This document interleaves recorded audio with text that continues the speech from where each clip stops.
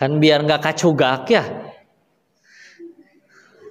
Ibu hafal kacugak? Kenapa ketawa? Hah? Saya teh ini di Bandung Bu, jadi saya saya dari Bogor ya bisalah Sunda dikit-dikit. Saya pakai Mandarin Ibu tambah pusing Bu. Enggak le.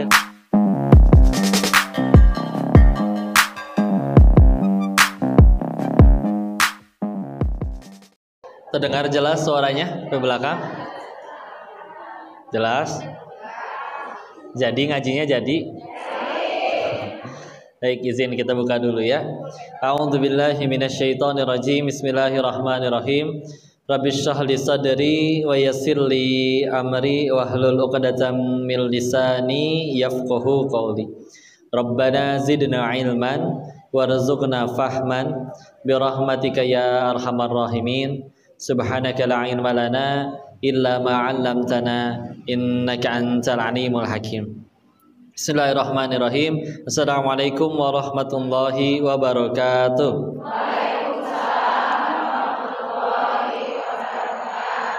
Alhamdulillahirabbil alamin. Alhamdulillahilladzi anzala sakinata fi qulubil mu'minin liyazdadu imana ma'a imanihim. Segala puji hanya kepada Allah, Rabb semesta alam yang masih mengizinkan kita sehat hari ini. Bunda sehat semuanya? Acisna sehat, Acis?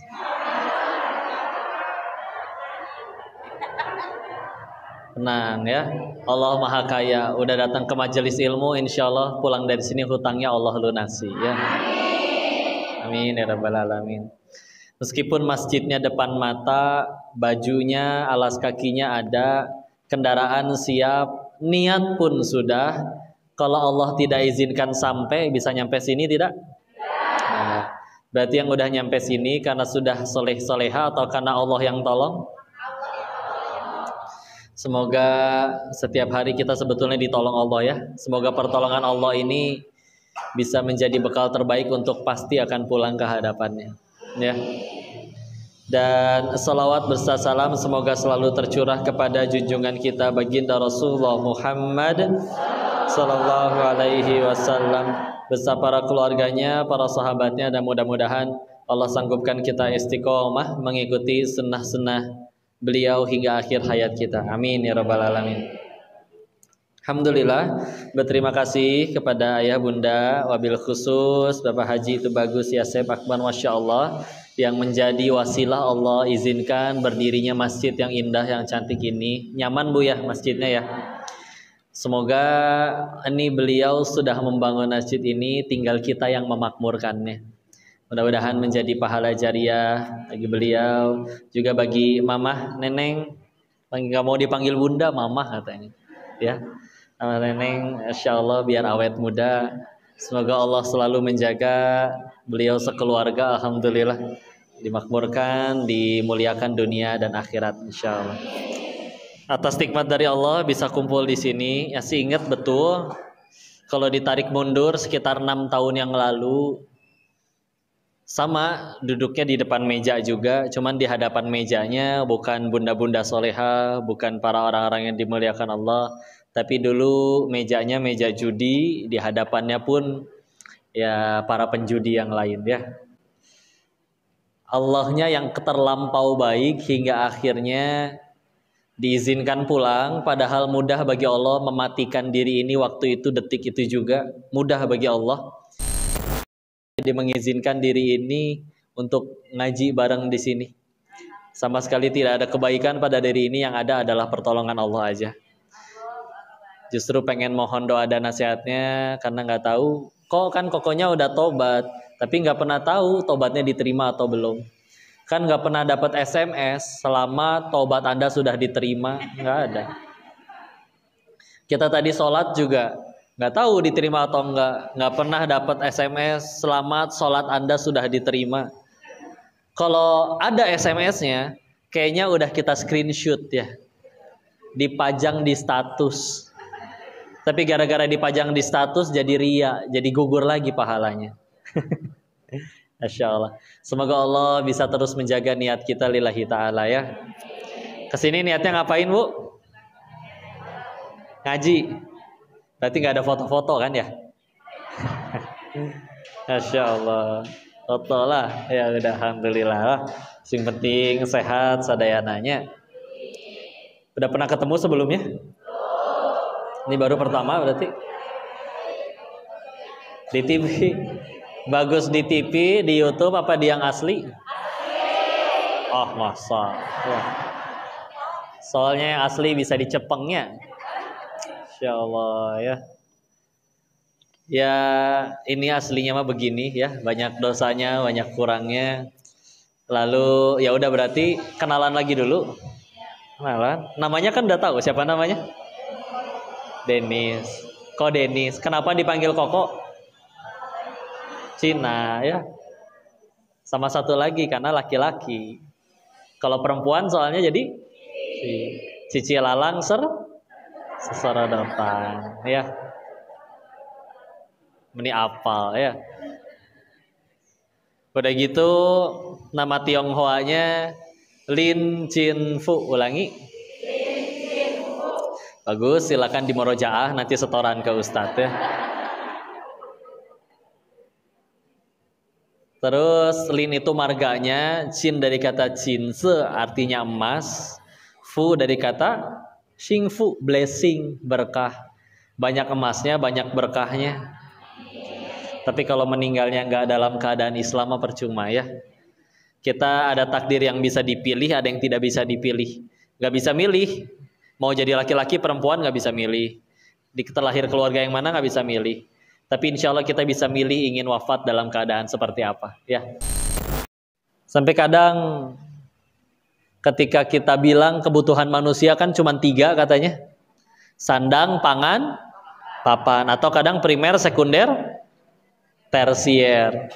Ternyata ada kebutuhan yang keempat. Tahu kebutuhan yang keempat? Kebutuhan ingin diakui oleh orang lain. Betul apa betul?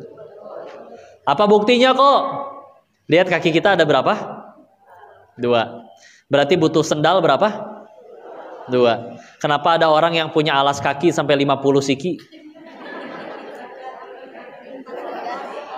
Iya. Jualan. Nah, ganti-ganti.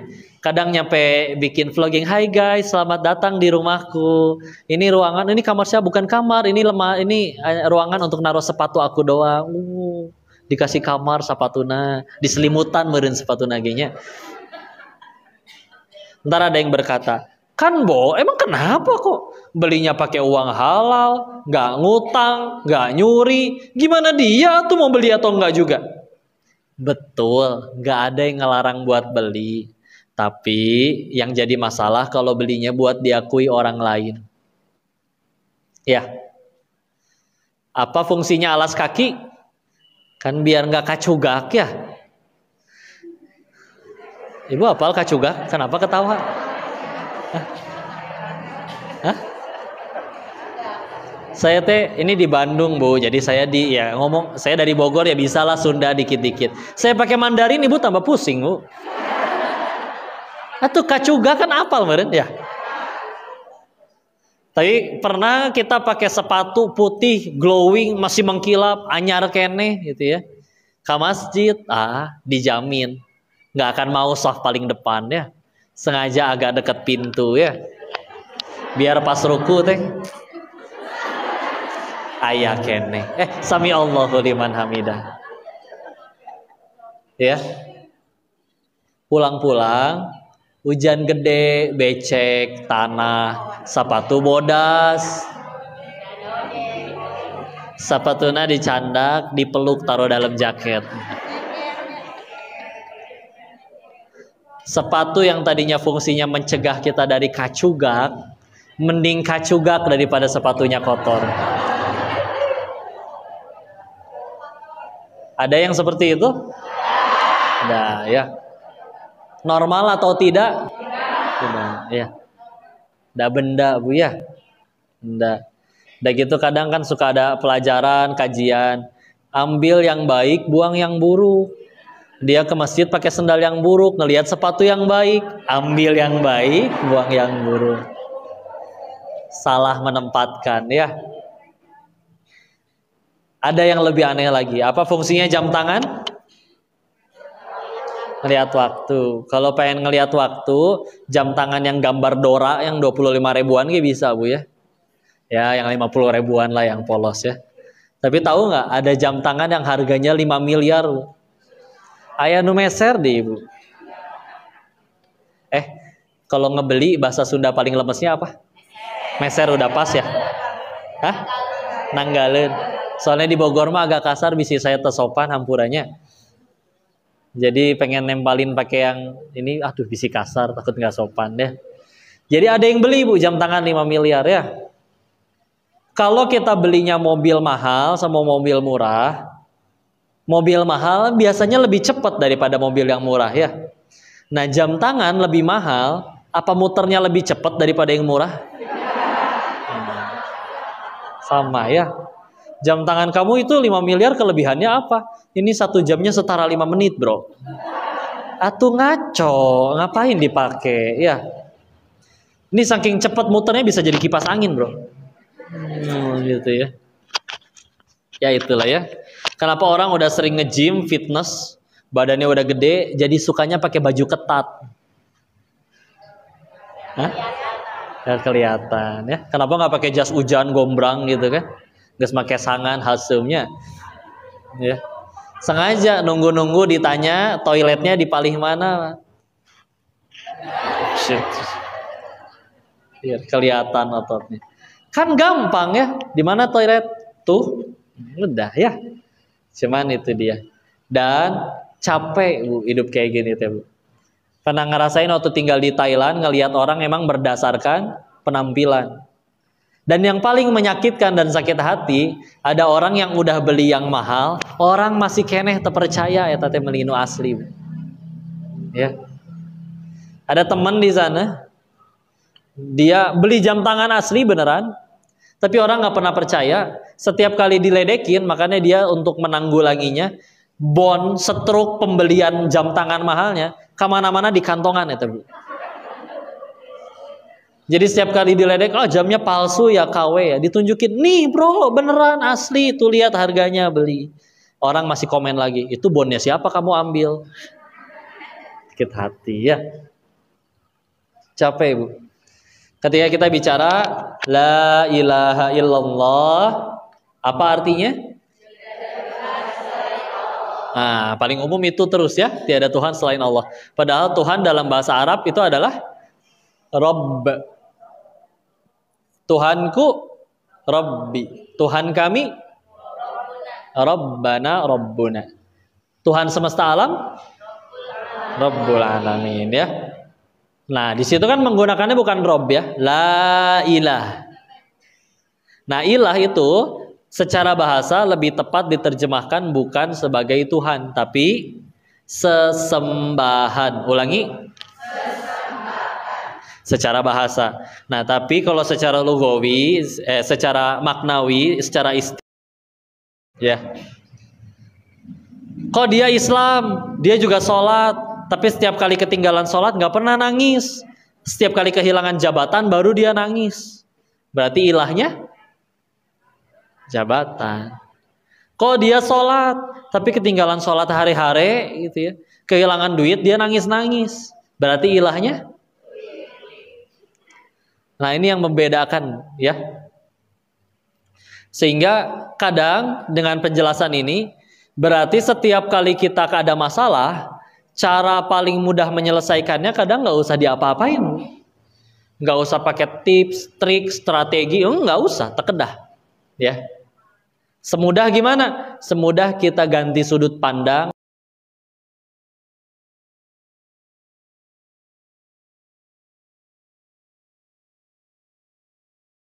Itu masalah bisa selesai. Contoh, bagi orang yang mengoleksi buku-buku komik, tahu buku gambar, hilang satu aja bukunya, bisa nangis dia ngejerit-jerit, guling-guling di tanah kayak tempura, ya. Koko sodan naon ngaranna? Apa? Hah? Koko Osehan. Oh udah ganti. Hah? Bukan Kokorono Tomo, bukan? Ya. Begitulah ya. Tapi bagi orang yang nggak ngoleksi buku komik, hilang satu lemari bukunya bodoh amat, biasa aja. Kejadiannya sama, hasilnya beda. Ya. Apa perbedaannya? Ilah di hatinya siapa. Matakyah, dari sini aja kita udah bisa ngambil kesimpulan. Oh, pantesan ya para nabi, orang soleh zaman dahulu, pahala seueur. Dosa terampuni. Kalaupun ada dosa, kalau bukan nabi, sedikit, pasti lebih sedikit daripada kita. Ujian lebih parah daripada kita. Tapi tetap jadi orang yang lebih baik daripada kita. Ya. Nggak ada satupun yang pundung. Tahu Bu pundung? Iya. Teka bayangnya kalau nabi kita pundungan, Bu. Wahai Rasul, kenapa engkau tidak berdakwah hari ini? Hambung ah kamari ge dialek wae ku batur nyeri hate aing mah. Ya. Kalau nabi kita pundungannya, Islamnya nggak akan sebesar ini ya tuh ya. Tapi nabi kita mah masya Allah. Jangankan dicaci, dimaki, bersatu seluruh jin dan manusia ingin mencelakai kita pun Allah nggak kasih izin, sehelai rambut pun nggak akan jatuh. Tenang, weh. Ya. Ya udah.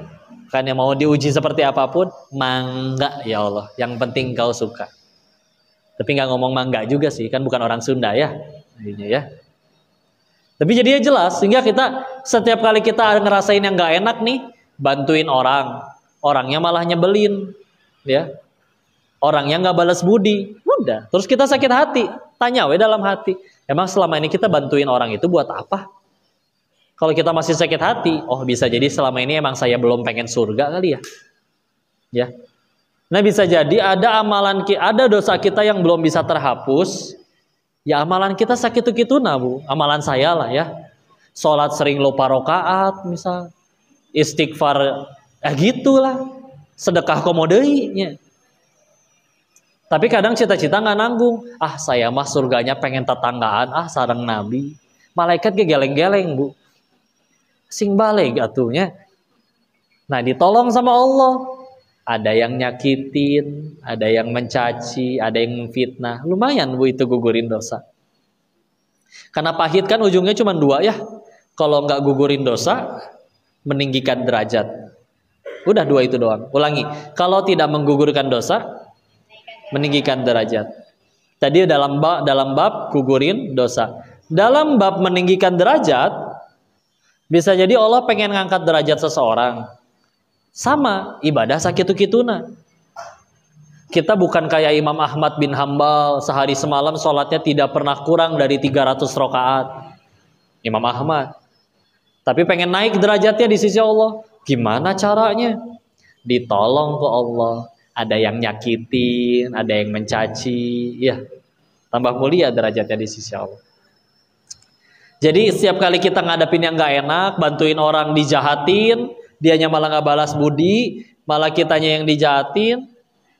Gimana kok udah nolongin orang, dianya malah jahat? Atau dia yang rugi? Kan dia yang jahat. Ya? Kenapa? Ambil tisu. Lanjut ya. Kan dia yang jahat, dia berbuat jahat, transfer pahala ke kita. Pahala dia habis, dosa kita diangkut. Kan butuh pahala dan penggugur dosa ke surga. Ya. Tapi kan udah berbuat baik dia malah jahat kayak gitu. Ya kan kita berbuat baik bukan supaya dia suka, supaya Allah suka. Apalah artinya satu dunia cinta tapi Allah benci? Cilaka kene. Apalah artinya satu dunia benci tapi Allah sayang? Selamat angger. Ya. Tapi atuh tinggal kok kelakuannya kayak begitu. Atuh kita meninggal nggak ditanya kelakuan orang, ditanya kelakuan masing-masing. Sampai kadang pengajian pertanyaannya, kok apa hukumnya tetangga saya begini. Ngapain mikirin hukuman orang? Ya. Bismillah lah, jadi kebaikan weh. Ya. Tapi kok saya beneran ngelihat dia maksiat depan mata? Gampang. Kalau orang maksiat depan mata, tinggal tanya, orang yang habis maksiat itu mati nggak setelah bikin maksiat? Enggak sih, masih hidup. Sederhana, berarti kata yang punya langit dan bumi, Allah aja masih kasih dia kesempatan. Ya. Ini ayatnya nih Bu. Quran surat 35 Ini ayat yang menenangkan hati banget.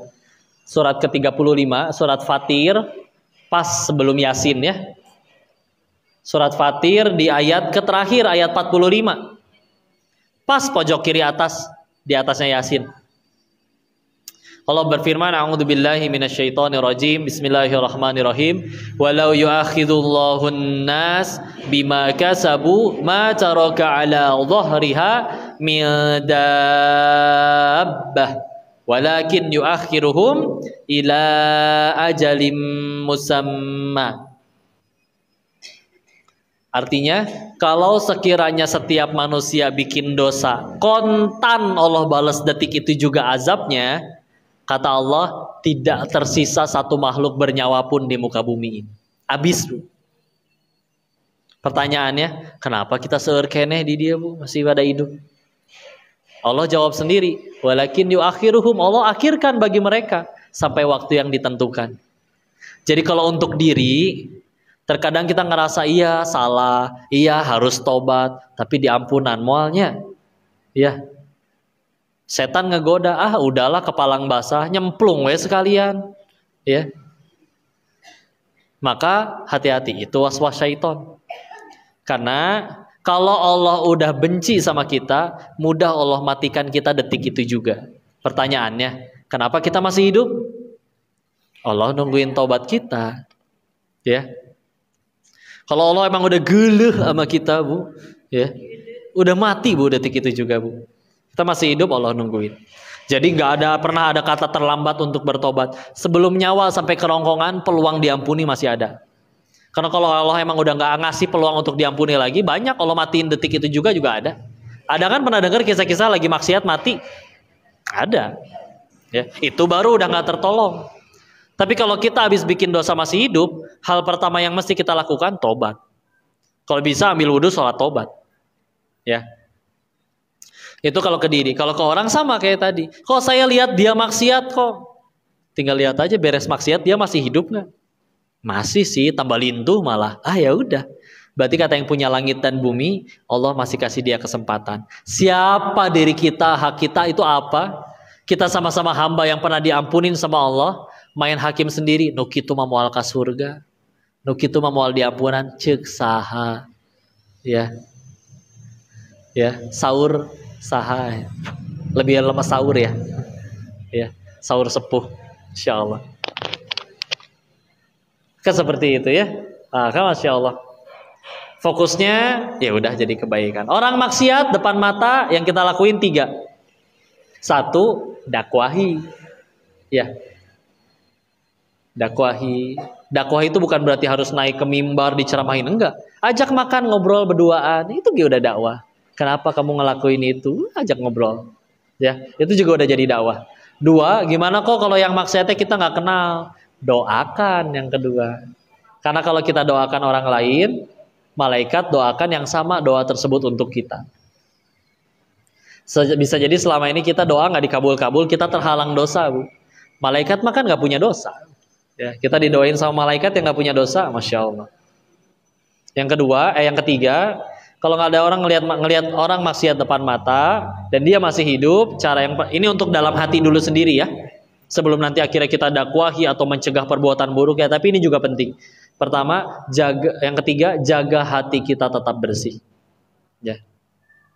Kok dia maksiat depan mata? Malamnya tobat, nangis sejadi-jadinya waktu tahajud, minta ampun di hadapan Allah. Bisa jadi malam itu juga dia diampuni sama Allah, derajatnya mulia di sisi Allah. Malah ada orang yang malah tergelincir, yang maksiat orang, tapi yang dapat dosa dia. Kenapa? Karena kita julitin, kita gibahin terus sampai bulan depannya. Orang maksiat nih, iya dosa betul. Malamnya tapi dia tobat. Kita yang ngelihat dia maksiat karena gagal ngejaga hati, dijelek-jelekin terus tentang dirinya. Orangnya udah diampunin, dia yang bikin dosa, dia yang bikin maksiat, karena kita gagal jaga hati, kita yang dapat dosa. Rugi nggak? Rugi pisan. Yang maksiat orang, yang dosa kita.